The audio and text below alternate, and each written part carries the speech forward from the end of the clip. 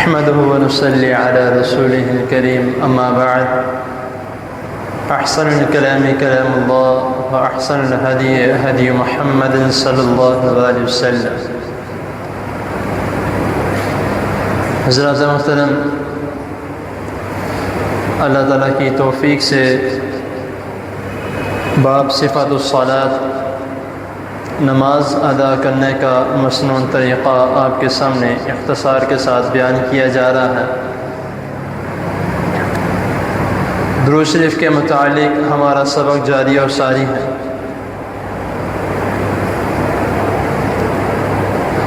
آج کا جو ہمارا سبق ہے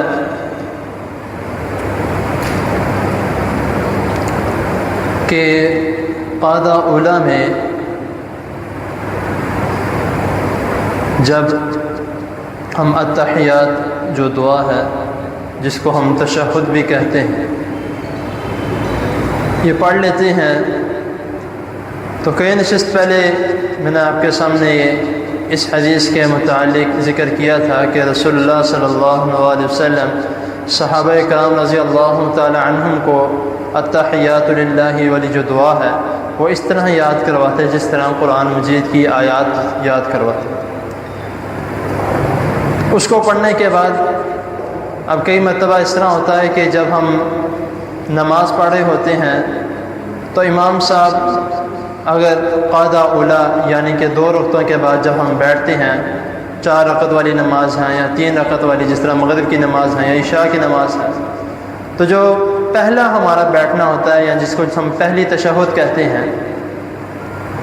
امام صاحب کئی مرتبہ اس طرح ہوتا ہے کہ وہ تشہد پڑھ کے یعنی التحیات پڑھ کے وہ آگے درود شریف پڑھنا شروع کر دیتے ہیں، لیکن جن کو پیچھے یہ بات کا پتہ نہیں ہوتا کہ تشہد کے بعد بھی کچھ پڑھ سکتے ہیں تو وہ خاموش ہو جاتے ہیں۔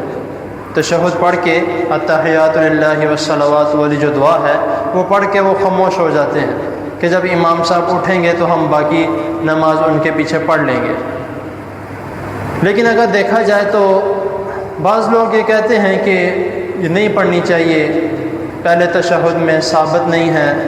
یا اس کو منع فرمایا گیا ہے، تو اس طرح کی کوئی حدیث نہیں ہے۔ رسول اللہ صلی اللہ علیہ وسلم سے ثابت اس طرح کی کوئی حدیث نہیں ہے کہ رسول اللہ صلی اللہ علیہ وسلم نے یہ فرمایا ہو کہ پہلے تشہد میں درود شریف نہیں پڑھنا۔ آپ صلی اللہ علیہ وسلم کا بس حکم ہے کہ التحیات والی جو دعا ہے اس کے بعد درود شریف پڑھنا ہے۔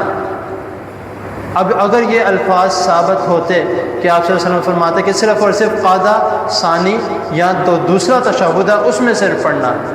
یہ الفاظ کسی بھی حدیث میں نہیں ہے، آپ جو مرضی کتاب اٹھا کے دیکھ لیں تو یہ کسی بھی حدیث میں یہ الفاظ نہیں ہیں۔ تو اسی لیے اکثر کئی مرتبہ میرے ساتھ بھی اس طرح ہوا ہے کہ آ کر 2 بندے یا 3 بندے آ کر پاس بیٹھ جاتے ہیں کہ حافظ صاحب ایک بہت بڑا مسئلہ ہو گیا ہے یا ایک ایسا پرابلم ہو گئی ہے کہ ہمیں سمجھ نہیں لگ رہی کیا کرنا چاہیے۔ جی بھائی کیا ہوا؟ کہتے ہیں کہ یہ جو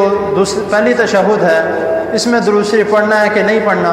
میں نے کہا بھائی لڑنے والی اس میں کون سی بات ہے، یا اس میں اتنا بڑا مسئلہ کیوں ہو گیا؟ چھوٹا سا مسئلہ ہے، آپ قرآن حدیث آپ سمجھتے ہیں، سوشل میڈیا کا دور ہے، جو چیز آپ سرچ کرنا چاہیں سامنے آ جاتی ہے، جو چیز آپ اس کا 1 لفظ لکھتے ہیں 2 لفظ لکھتے ہیں آپ کے سامنے آ جاتی ہے، آپ کو لڑنے کی ضرورت ہی نہیں ہے۔ یا کسی ایسے عالم سے پوچھ لیا جائے جو مکمل قرآن و حدیث کے بارے میں جانتا ہے، ایسا نہ ہو کہ وہ خود آپس میں ایک دوسرے کی لڑائی ڈلوا دے کہ بھائی تم یہ کرتے ہو تم نے بھی نہیں کرنا، تم یہ کرتے ہو تم نے بھی نہیں کرنا۔ جو صحیح جانتا ہے، جو قرآن و حدیث کے متعلق صحیح مکمل احادیث پڑھا ہے، اس سے جا کے پوچھ۔ میں نے کہا کہ بھائی مختصر سی بات ہے، اس میں کوئی زیادہ لمبی چوڑی بات نہیں ہے، درود شریف آپ نے پڑھنا ہے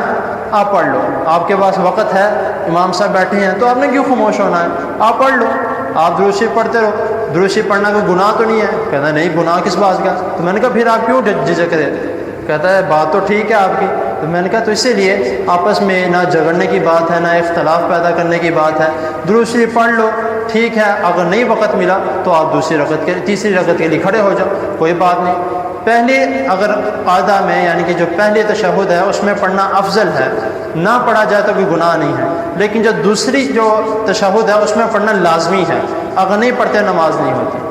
تو یہ اس کے بارے میں بہت کم لوگ ہیں، امید ہے کہ انشاءاللہ تعالیٰ کافی لوگوں کو اس کے متعلق پتہ ہوگا، تو نہیں پتہ تو کوشش کریں کہ جس کے بارے میں نہیں پتہ، جس طرح میں نے جو اتحیات اور درود شریف کے درمیان جو دعا تھی احسن الکلام کلام اللہ والی، وہ بہت سے ایسے حضرات ہیں جن کو نہیں پتہ تھا، انہوں نے کہا کہ آپ صاحب یہ تو ہم نے پہلی بار سنی ہے یہ بات، تو میں نے بھی جب قاری صاحب نے جب مجھے پڑھایا تو میں نے بھی وہ پہلی دفعہ وہ حدیث سنی تھی یا پہلی دفعہ وہ دعا سنی تھی کہ یہ بھی پڑھنی ہے۔ تو اسی لیے دین سیکھنے سے ہم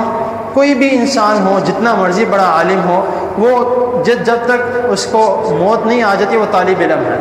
کوئی نہ کوئی بات سیکھنے کو مل جاتی ہے، کوئی ایسی باتیں ہوتی ہیں جو بڑوں کو نہیں پتہ ہوتا لیکن چھوٹے کو پتہ لگ جاتا ہے، تو اس سے پوچھنے میں کوئی حماقت ہمیں نہیں محسوس کرنی چاہیے، یا کوئی شرم نہیں محسوس کرنی چاہیے کہ اس سے میں پوچھوں گا یا اس کے پتہ لگے گا تو مجھے، تو اس طرح کی کوئی بات نہیں ہے۔ جس کے بارے میں پتہ لگ جائے اس کو فوراً اپنے اوپر اپلائی کر لیں، فوراً اس کے اوپر عمل کرنا شروع کر دیں، تو یہی رسول اللہ صلی اللہ علیہ وسلم کا دین ہے، یہی آپ صلی اللہ علیہ وسلم نے ہمیں سکھایا ہے۔ اللہ تعالیٰ کی حضور دعا ہے اللہ تعالیٰ ہمیں جو سنا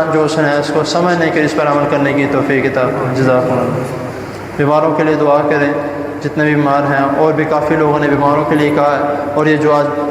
ملک میں حالات چل رہے ہیں اس کی وجہ سے بھی بہت سے لوگوں نے کہا ہے کہ ہمارے لیے دعا کرو، ہمارے بچوں کے لیے دعا کرو، اللہ تعالیٰ سب کو اپنی حفاظت میں رکھے۔ الحمد للہ رب العالمین والعاقبۃ للمتقین، اللہم صل علی محمد وعلی آل محمد كما صليت على إبراهيم وعلى آل إبراهيم إنك حميد مجيد،